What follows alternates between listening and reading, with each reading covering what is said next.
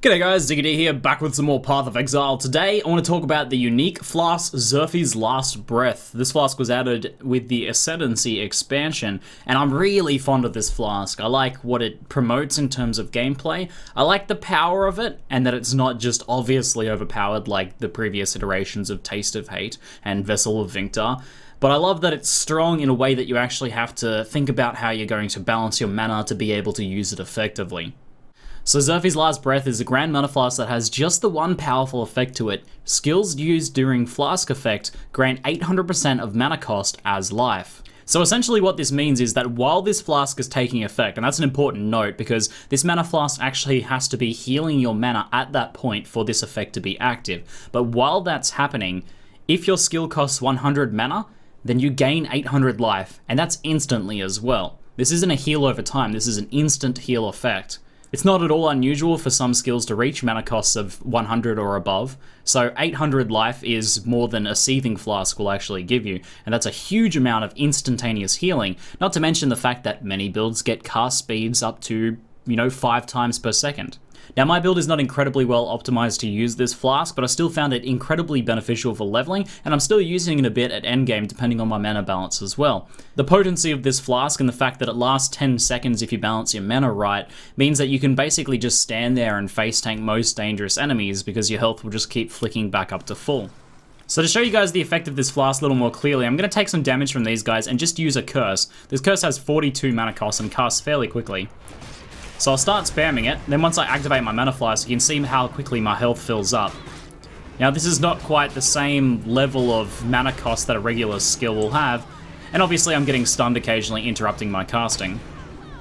So as you can see from that demonstration, it's like I'm constantly spamming a mini Seething Flask, and with a skill that is actually dealing damage to enemies and is potentially leeching life on top of that, or has a much higher mana cost more importantly, then the healing amount becomes very rapid and very powerful.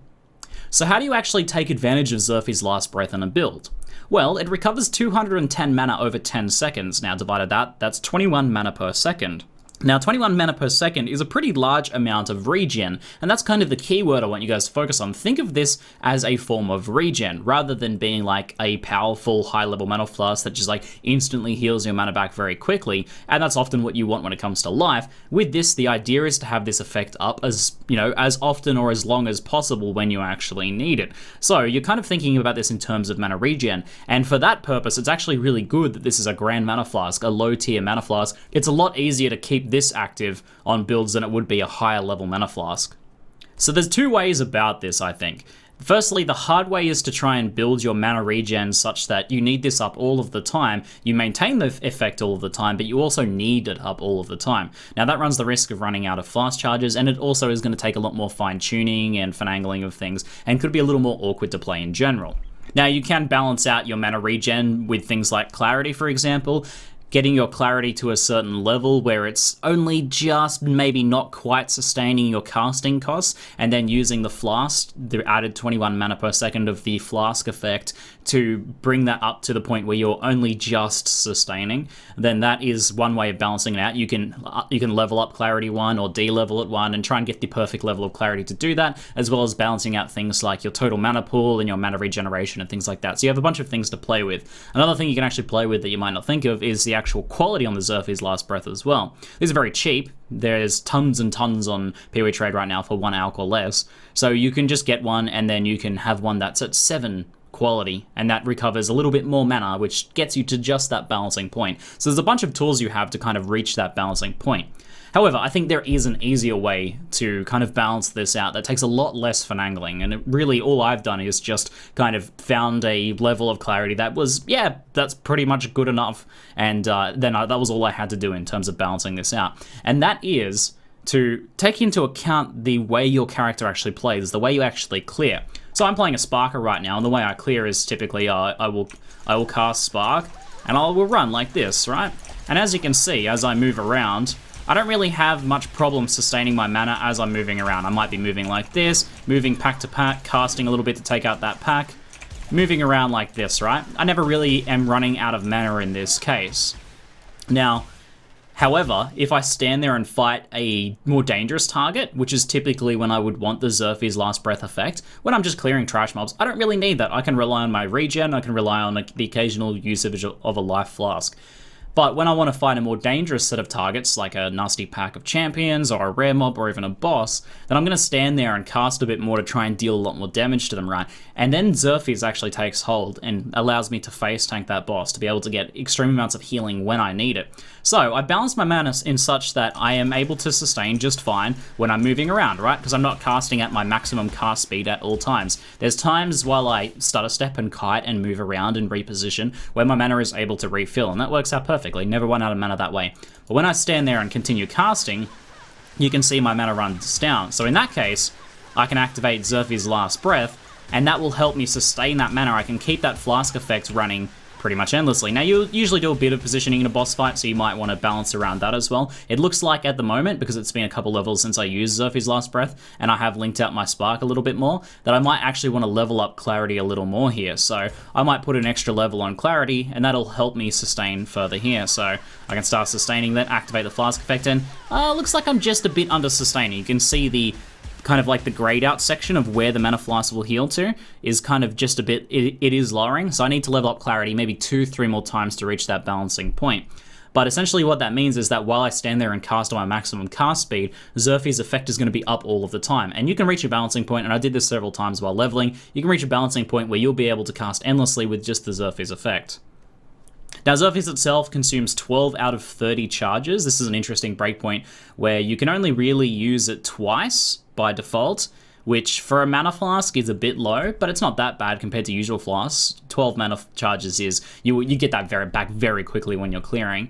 But you can actually reach this to a breakpoint, which is very helpful for bosses and rares and things like that, where you can use it 3 times. And that is just having 15% reduced flask charges used. So you can get that on this node just here, Arcane Chemistry, has 15% reduced flask charges used.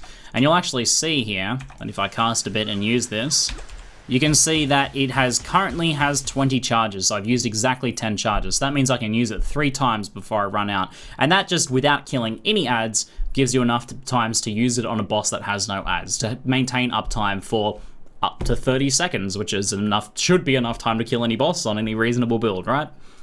And of course, most longer boss fights that are going to go for longer than that will have adds that spawn, which allow you to get more charges.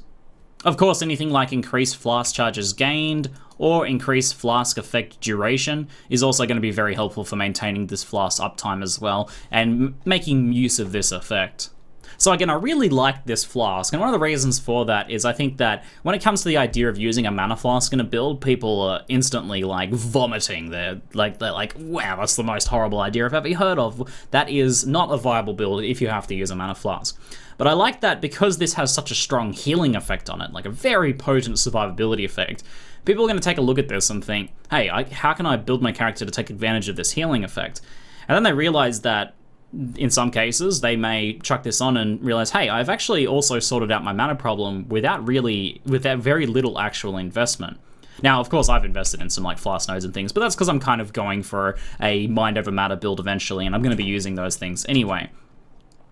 But I think there are going to be some cases where people are making a build and they find out, hey, that 21 mana per second is more than enough for me to now sustain my mana casting without needing to invest in any mana nodes or maybe even run Clarity or anything like that. I don't have to use a mana leech gem or anything like that. So there might be some cases, I think, where this promotes the idea of using a mana flask and how efficient and cheap that can be, because running a mana flask can sometimes be one of the cheapest solutions to a build's mana problems. And then I just love that you actually have to think about using this as well. Like, it's not just something like Taste of Hate, you press the button and, hey, now I mitigate a bunch of physical damage. Good stuff. It is also, like, it's something that you have to actually plan about. You have to think about balancing your mana, maybe level up your Clarity a little bit, maybe quality the flask only to, like, 9 or something like that. I love the kind of, like, thought-provoking nature of this. And it's super common while being pretty powerful, so this is going to be able to be used in plenty of different builds that can balance the mana in some fashion. What it's not going to work in is builds that only have like the 50 to 80 mana unreserved, typically speaking, that a lot of like melee builds will have when they try and reserve nearly all of the mana and just have just enough unreserved to have their mana gain on hit sort of refund their skills. So it's not going to work on builds like that, obviously, but any build that has, you know, certainly the 25% or the 15% mana unreserved is going to be able to potentially take advantage of this flask. So guys, hopefully in showcasing ZERPH'S Last Breath, I've given you guys a little bit more knowledge of another tool that you can use in one of your builds to both sustain mana and improve your survivability, because I think this flask is pretty damn good, but not overpowered, and that's what I want to see. Because maybe if this flask is popular, ZiggyD will try and create more flasks that are balanced like this. Anyway guys, that's it for now. I'm ZiggyD, and thanks for watching.